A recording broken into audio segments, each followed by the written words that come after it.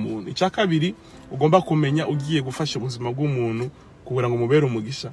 Ugomba gusobanukirwa nawe neza yuko si abantu bose uzabera umugisha. Yes. Chitondeko. Si abantu bose uzabera umugisha. Ntabwo ari bose uzabera umugisha muri iyi si. Nibyo mvuze nyine nibyo. Dishaka ubwo kutubwira gukorera abantu amukambwira ngo umuntu araje ngo si abantu bose azakubera umugisha. Yes. Nuko nguko biri. Nuko nguko biri. Uyu mugabo mvuze ba Petero bahagurukije ku myaka 40 ari ku isi yaravukanye indwara. Yesu akaba hano ku isi ku myaka 33 akaba arangije umurimo we akazuka agapfa akazuka akajya mu ijuru agasigira imbaraga ba Petero. Nguva ko mu gihe cya Yesu umuntu yari ahari. Uyu muntu yari ariho. Yesu ari ku isi umuntu yari ariho. Kuko ibi ni ibintu tubona mu gitabo byakozwe n'umwe igice cyabo cya 3. Niho tubisanga. Nta myaka myinshi yaciyeho, nta minsi myinshi yaciyeho Yesu amaze kuzuka bazururiya bahagurutse uriya mugabo ku rusengero. Kuki Yesu atamubereye umugisha se? Aho Yesu yabwiye abantu bamusutsaho amavuta ahenze cyane uwitwa Yuda mu bigishwa biwe bakunda imari bakunda ifaranga cyane ati ya twaye kuyagurisha wa twakuramo ifaranga twakuramo tuzaya tujya mu Misiri imbere muri ministeri. Yesu aramuranga ati yungu yakoze ikintu gikomeye azavugwa ahantu henshi cyane. Yarimo arakorera Yesu. Arabwira ijambo rikomeye ngo bakene muzahorana. Abakene muzahora. Nubwo Yesu ari mu isi ariko barabukene bw'abantu. Wapi? Harabo yagomba kubera umugisha mu gihe cyarabirangiza ategura bamusimbura arabasigira ati nawe mukomeze mubere umugisha baye nabindi njo nahawe narayibahaye mu banda. Nuko biri ugomba kubimenya. Ntabwo ari abantu uzabera umugisha ugomba kubimenya. Reka mubaze ikibazo. Uwitwa Mose yashatse gukiza ubwoko bwe wabo. Ku myaka 40 atangira gushaka kugwana yica kamwe muri Egiputa.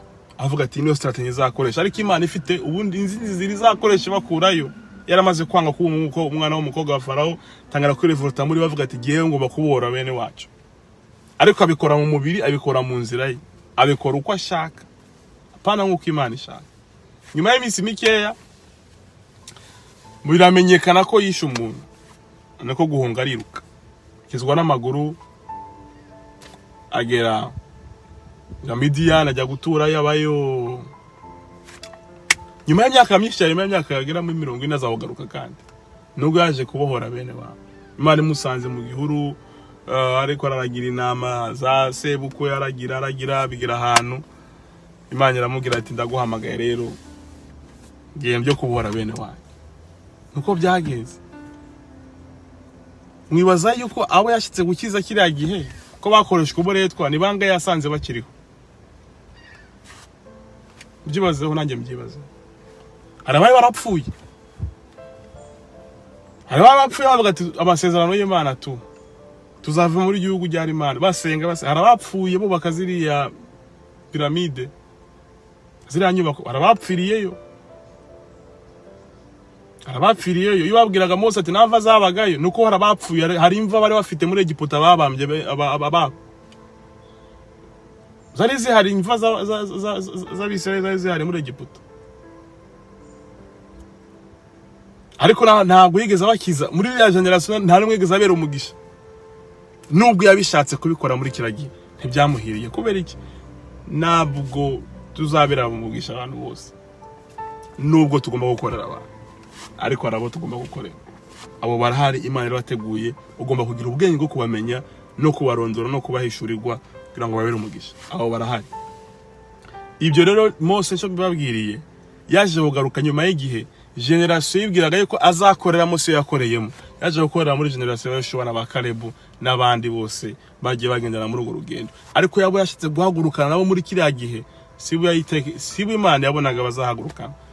Yaje guhunga aragaruka nyuma yo garuka abo yahagurukanye nibo bagendanye kandi muri bo baje kugera mu masezerano Yoshua na Kalebu n'abandi bavukiye mu butayu baje kugera mu masezerano. Abo yagomba rero kubera umugisha sibo yabereye umugisha uko yabitekerezaga, ahubwo yaje kuba umugisha nyuma y'imyaka igera muri 40 yindi Imana isuye kumugarura muri Egiputa. Imana ikamukoresha ibintu bikomeye, akagaruka akabera umugisha ubwoko bw'iwabo. Rero nawe ni muri ubwo buryo ushobora kubona abantu bababara, ushobora kubona abantu bababaye, ushobora kubona abantu barushe, ariko Imana irimo kurema agahinda muri wowe kazabyuvuka mu myaka 10 20 iri imbere, ukazabera umugisha generation iri imbere. Maybe nawe uzabera umugisha ne baravuka, abo uzabera umugisha bashobora kuba bataravuka, abo uzayibamo bataravuka, abo uzarihira amashuri bashobora kuba bataravuka, abo ubakira amazu bashobora kuba bataravuka, abo uzarihira kwiga bashobora kuba bataranavuka. Ariko impamvu y'umunsi ubyifuza, ubinyote, ubishaka, iyo ni inyote Imana irimo kureba muri wowe, ariko ukibwira ngo nico gihe cyo kubikora, ariko atari cyo gihe cyo kubikora. Imana bamugisha, Imana ibahezegere. Icyambere tuvuze, iyo umuntu agusabye ntukihutire kumuha ibyo ashaka cyangwa se ibyo yifuza, uzashakishe ikintu akeneye kuruta ikindi kugira ngo utamuhereza ibimwica kandi wari ufite ibimukiza muri wowe. Icya kabiri, ntabwo uzabera umugisha abantu bose, arabo uzabera umugisha kandi ukumenya ati nabiki gihe cyangwa nabigiye kizaza, kuko ari gihe wibesha ku mibare, ukibesha mu gihe Imana irimo guteramo inyota ikoresheje abiki gihe uburetwa n'ubucakara arimo baracamo, ariko Imana guteramo inyota n'inzara kugira ngo izayibyure, izanagufashe kuri generation cyangwa se kurunganwe cyangwa se ko bazakurikira bataranavuka bazaza mu minsi iri imbere. Tuzakomeza tuvuga no kubindi mu minsi iri imbere hejuru yo gukorera abandi. Turacyakomeje kuri iyi topic. Imana ibahezagire cyane. Dufite amaboko abiri, turakira tugatanga. Ari byo twakiriye, iyo tugomba gutanga rero nk'abana b'Imana tugomba kubimenya, kandi buri rwego rwose umuntu ariho, yaba rwego rw'amafaranga, rw'ubutunzi, yaba mu rwego rw'ubutware, rw'ubuyobozi, yaba mu rwego rw'imyaka ufite, nta hantu na hamwe uzagera kicibuke utazakira cyangwa se utazatanga. Uko niko biri. Rero tukomeze twitoze umwimenyerezo wo kwakira no gutanga ibyo twakira byose. Abizera, twega abizera, twizera ko ari Imana iri biduhaye, kuko Imana tuyibona mu bantu, ikorera mu bantu, abantu bari hafi yacu, ruhande rwacu baduha bose, nuko twizera ko Imana iba yabakoreyemo kugira ngo batubere umugisha, natwe dukoreramo kugira ngo tubere umugisha abandi. Maze kuba umugisha aho duherereye hose, no kubera ubwubugamo no guhoza amarira y'ubuzima bw'abantu benshi muri bino bihe. Imana ibeza ko twibuka neza bino bintu bibiri.